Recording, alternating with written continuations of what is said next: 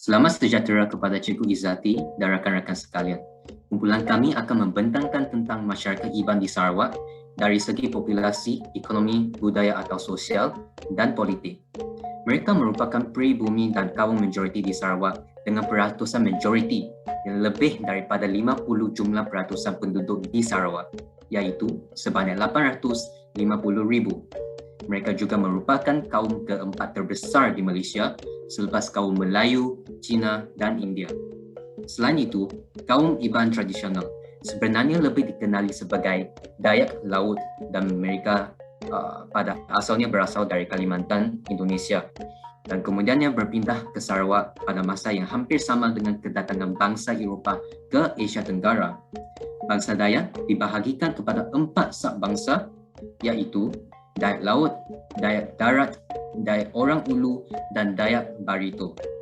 Kini, kaum Iban telah tersebar sehingga ke Brunei dan Sabah di Borneo Utara, serta Johor dan Selangor di semenanjung Malaysia, dan kebanyakan kaum Iban pada hari ini menerima agama Kristian sebagai agama hidup. Tetapi pada masa yang sama, masih mengekalkan nilai adat resam dan ciri-ciri kebudayaan yang merupakan lambang tradisi masyarakat Iban. Kita akan bergerak kepada bahagian ekonomi. Sebahagian besar masyarakat Iban masih tinggal di rumah-rumah panjang, di mana pola penempatan bagi rumah panjang ini adalah berselerak di lembah-lembah sungai di seluruh negeri Sarawak. Segolongan besar orang Iban masih melibatkan diri dalam kegiatan pertanian iaitu menanam padi bukit atau padi rumah. Orang Iban ini pada zaman dahulu merupakan peneroka terulung dalam membuka hutan rimba bagi tujuan penanaman padi bukit. Aktiviti penerokaan ini dilakukan dengan seluas yang termampu dengan matlamat untuk mendapatkan hasil tuaian tanaman padi yang lebih banyak. Bagi masyarakat Iban, sesiapa yang dapat tuaian padi yang lebih banyak, maka dia merupakan seorang yang boleh dianggap kaya dan dipandang tinggi serta pintar dan juga rajin.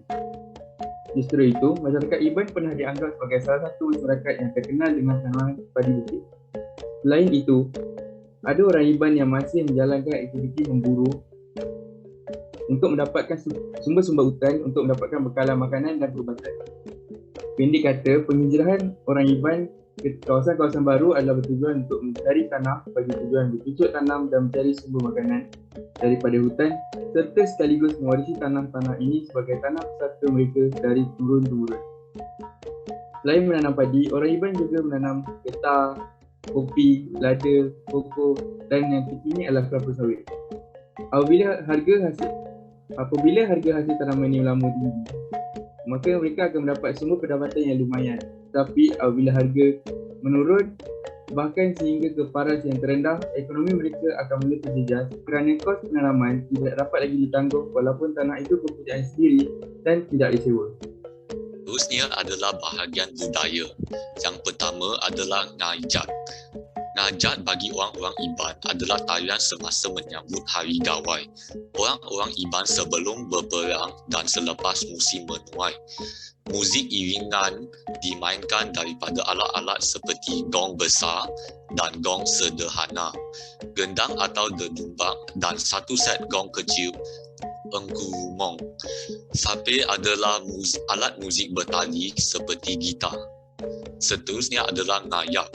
Bagi masyarakat Iban dahulu, usaha bagi si teruna, anak lelaki yang masih muda, untuk memikat si dara akan dilakukan pada malam hari melalui amalan yang dipanggil ngayap. Amalan ngayap ini dilaksanakan bagi membolehkan si teruna dan si dara untuk berkenalan dan meluahkan isi hati kepada pasangan masing-masing. Ngayap seharusnya dilakukan dengan adab sopan santun yang berlandaskan adat dan pengangkan hidup bermasyarakat kaum Iban itu sendiri bagi mengelakkan salah sangka dan fitnah yang boleh mencemarkan nilai budaya masyarakat Iban. Kemudian adalah ngayau, tradisi memburu kepala. Ramai pihak berpendapat atau berfahaman bahawa lelaki Iban yang berjaya memperolehi kepada dalam ekspedisi ngayau akan menjadi rebutan atau kegilaan ramai wanita. Ini melambangkan keberanian dan satu jaminan dan kepercayaan bahawa lelaki tersebut mampu menjaga keselamatan wanita yang dikawinnya. Kini, tradisi ini tidak lagi diamalkan dan telah diharamkan oleh kerajaan, terutamanya pada zaman penjajahan lagi. Seterusnya adalah kepercayaan. Masyarakat Iban berpegang kepada adat yang diwarisi turun-temurun dan besar kemungkinan ditulis di dalam papan turai oleh Tuai Laban Bangsa atau Paramount Chief dengan berpandukan nasihat Manang dan Lemambang.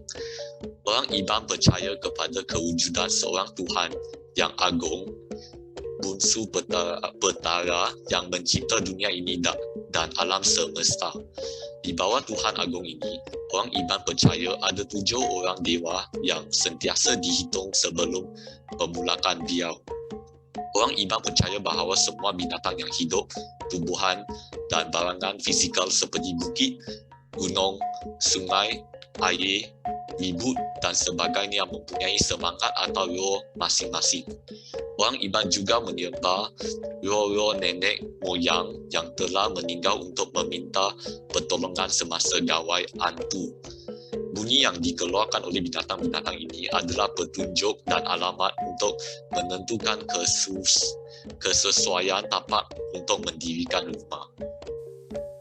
Bagi bahagian politik pula, pertubuhan awal bermula pada bulan Oktober 1962. Dua parti politik asli yang pertama membentuk persekutuan politik ialah Parti Pesaka Anak Sarawak dan Parti Nasional Sarawak. Perikatan ini kemudiannya dipanggil sebagai Perikatan Nasional Sarawak.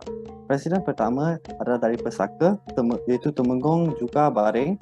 Timbalan presidennya adalah Pengarah Montengrai Tunggan, sementara penghula Perancis Umpau dan Stephen Korlang Ningkan masing-masing adalah ketua dan setiausaha agungnya.